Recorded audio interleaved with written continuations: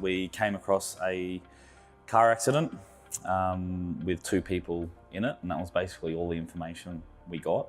Once we got down here, it was revealed that assumed intoxicated person driving a vehicle had hit a tree, not wearing a seatbelt, and there was a passenger in the back also not wearing a seatbelt. So yeah, we just had to deal with that, and having 2 crews and running different operations in the back seat and the front seat.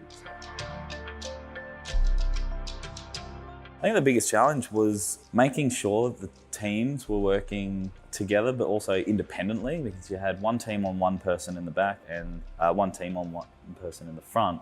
And you know, the person in the front couldn't be extricated until the person in the back was extricated, and you know, just trying to coordinate that and manage your resources and you know, keep the communication clear and trying to remember the very basics of DRABCD and you know, just checking all of those.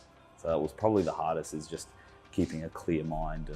But given the training and what we've been going over, although it was nerve-wracking, once you got onto the job and you got down to what you do, it was actually pretty good.